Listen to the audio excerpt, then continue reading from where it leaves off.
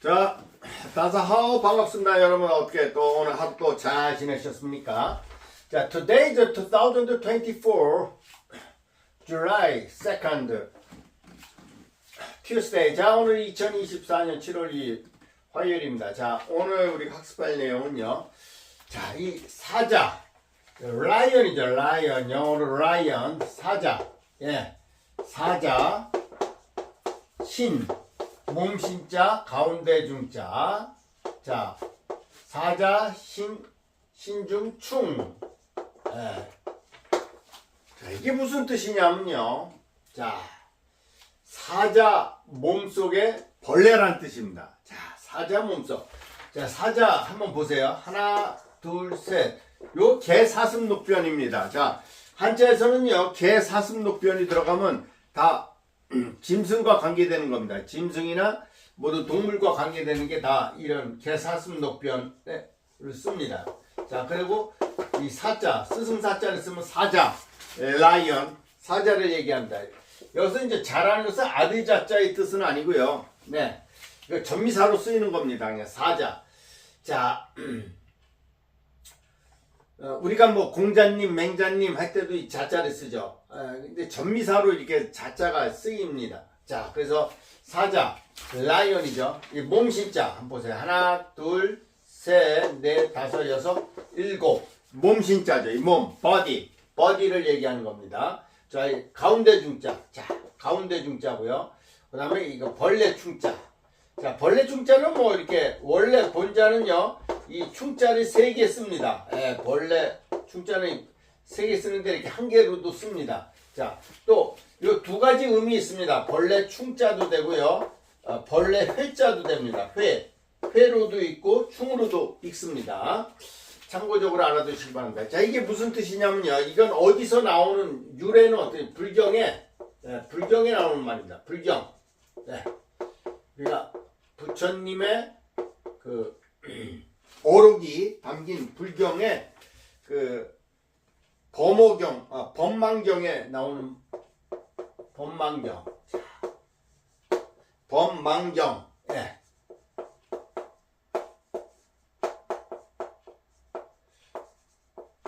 법망경에 나오는 말인데요. 이게 무슨 뜻이냐면요, 사자 몸속에 벌레. 자, 사자는요, 맹수의 제왕이죠. 예.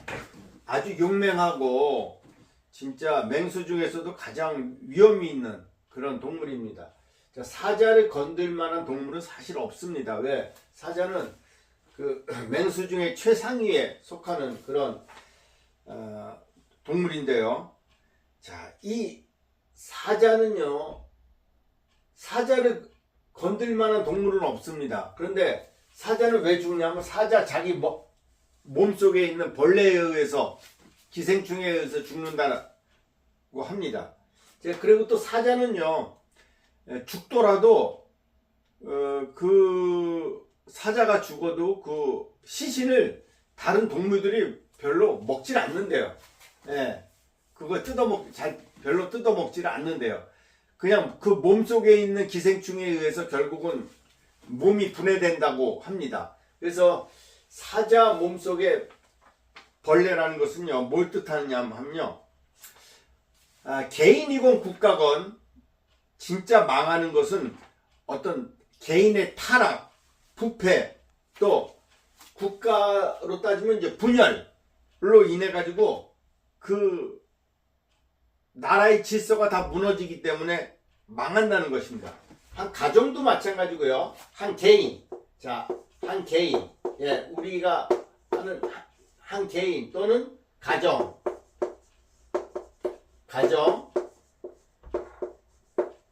또는 그 국가. 예. 국가가 망하는 가장 큰 원인은요, 외부의 적이 아니고, 어떤 외부의 시련이 아니고, 개인의 타락 또는 가족 구성원들이 서로 분열되고 타락하고 서로 불신하고 하는 거. 그다음에 국가적으로는 그 부패와 타락, 부정부패, 그로 인해 가지고 망한다는 것입니다. 자, 그럼 역사가 우리에게 주는 교훈입니다. 자, 우리가 삼국시대, 여러분들 옛날에 삼국시대 고구려 백제 신라시대 때, 우리나라 고구려 백제 신라시대 때 고구려가 왜 이렇게 강성한 고구려가 왜 신라에 의해서 멸망됐습니까? 바로 그건 고구려의 내부 분열로 인해 가지고 그렇게 된 겁니다. 내부 분열로 인해 가지고 결국 고려는 결국은 멸망했고, 백제가 멸망하기 전에도 백제도 상당히 사실 강한 나라였어요. 도저히 신라하고 싸워서 질 그런 나라가 아니었지만 의자왕이 나라를 아주 엉망으로 했습니다. 정말 진짜 한마디로 타락할 대로 타락했기 때문에 국가의 질서가 다 무너지기 시작했어요. 그러다 보니까 결국은 그 나당 연합군이 쳐들어왔을 때 거기 대처를 못하고 결국은 망하게 됐습니다. 그래서 이게 개인이건 국가건 망하는 것은 그 자체의 그 타락, 부정부패로 인해서 또 국민들이 그렇게 되면 어때요? 그 나라를 조정을 믿지 못하는 겁니다. 그렇다 보니까 분열이 되니까 외적이 쳐들어와도 백성들이 최선을 다해 자기 목숨을 바쳐서 싸우지 않게 됩니다. 자, 그래서 나라가 망하게 돼 있죠. 자, 여러분, 우리 조선이 망해가지고 1910년에 한일 합방이 됐죠. 그게 순전히 일본의 잘못이라고 생각하십니까? 자, 여러분 한번 생각해 보세요. 일본의 잘못이라기보다는 우리나라가요, 일본의 지배를 받기 전에 1894년에 뭐가 일어났습니까? 바로 동학농민이 난이 일어났어요. 난이라는 건 뭐냐면요, 전국에 있는 농민들이 더 이상 못 살겠다 해가지고, 사실 농민들이 무슨 무기가 있어요. 다 그냥 죽창 들고 곡괭이 들고 그렇게 정부의 부정부패 때문에 도저히 못 살겠다. 이 탐관오리들, 자, 우리가 이 탐관오리들 있죠? 탐관오리, 이 오자는 더러울 오자입니다. 더러울 오자에다 아전니자, 탐관오리라 합니다. 아주 자기 욕심만 부리는 그런 부정부패에 찌든 관리들과 오리라는 것은 더러울 오자에다 아전니자, 탐관오리들 때문에 국민들이 도저히 백성들이 못 살겠다고 다 들고 일어난 게 바로 동학농민의 난이었습니다. 동학농민, 오죽하면 그리 순박한 농민들이 다 죽창 들고 곡괭이 들고 농기구 들고 정부에 대항해서 일어난 운동이 바로 동학농민의 난이었어요. 그게 전국적으로 일어났어요. 그래가지고 결국은 그 당시 우리나라가요, 이 조선이 군인 수가 전국적으로 조선 팔도가 약 10,000명이 안 됐대요. 그러니까 동학농민이 전국적으로 일어나니까 그걸 도저히 진압할 수가 없었어요. 왜? 비록 그 동학농민이 그 제대로 된 무기 하나 없이 다 들고 일어났어도 그 광군이 그걸 너무도 규모가 컸기 때문에 그걸 도저히 감당해낼 수 없어가지고 청나라에 SOS를 친 거예요. 우리 도와달라. 그래서 청나라가 군대를 이끌고 우리나라에 왔어요. 그러니까 일본도 청나라가 들어왔어? 그 당시 텐진 조약에 의해서 다른 나라 군대가 들어오면 일본도 오게끔 뭔가 조약이 있었나 봐요. 그래가지고 일본도, 야, 청나라가 와? 그럼 너희 나라가 조선을 먹으려고 그래? 그래, 안 되지. 그래서 일본이 또 들어왔습니다.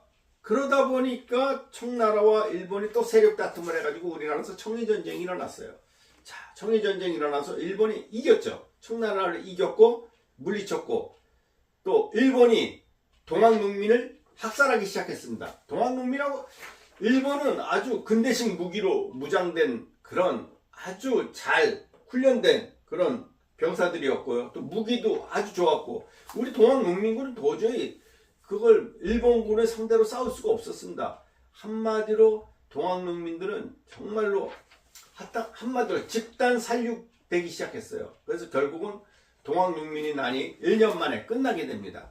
자, 전국적으로 선량한 농민들이 국가의 부정부패 때문에 탐관 오리들 때문에 못 살겠다고 들고 일어난 게 바로 동학농민인난이었습니다. 그래서 동학농민인난에 걔네들이 주장한 것 중에 하나가 권세 있는 모든 관리들을 다 죽이자. 권세 있는 모든 관리들을 다 죽여버리자. 그게 그들이 주장하는 것 중에 하나였습니다. 오죽 관리들이 부정부패가 심했고 관리들의 그 부정부패로 인해 가지고 얼마나 고통을 당했으면 농민들이 다 들고 일어나 가지고 벌써 이 정도 되면요 나라의 운세는 완전히 기울어진 거예요. 그래가지고 나라가 망한 겁니다. 그러니까 일본이 우리나라에 들어왔을 때 그걸 우리가 어쩔 수가 없었어요. 그러다 보니까 1910년에 결국 한일 합방이 된 겁니다. 이게 나라가 이미 썩을 대로 썩어가지고 백성들도 나라를 지키려고 하지도 않았습니다. 그 당시에 백성들을 도저히 백성들이 너무너무 살기 힘들었고 이런 탕간오리들에 의해서 도저히 살 수가 없어가지고 전국적으로 동학농민난이 일어났고 또 동학농민이 또 일본군에 의해서 결국은 완전히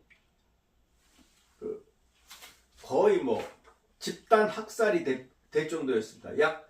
몰라요. 역사 자료에 의해는 동학농민이난 때 약 3만 명 이상이 죽었다고 하는데 어느 학자들은 약 20만 명에서 30만 명의 그런 동학농민군이 살해됐다.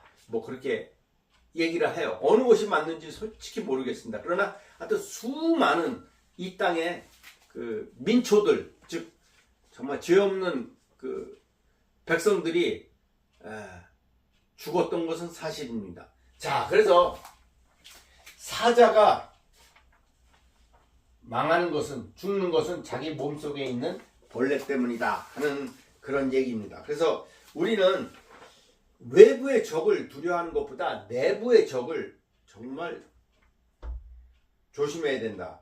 그래서 내부의 적이 대부분의 인간이건 개인이건 가정이건 국가건 결국은 내부의 적에 의해서 되게 분열되고 멸망되는 것이지 외부의 적에 의해서 멸망되는 경우는 드물다 하는 것을 우리가 이 말을 통해서 알 수가 있습니다. 사자는 자기 몸속에 있는 벌레에 의해서 결국은 죽음을 맞이한다 하는 그런 얘기입니다. 자, 오늘 학습한 내용이 여러분들에게 조금이라도 유익이 됐다면 구독, 좋아요 부탁드립니다. 자, 그럼 또 다음 시간에 뵙도록 하겠습니다. Bye bye. See you next time.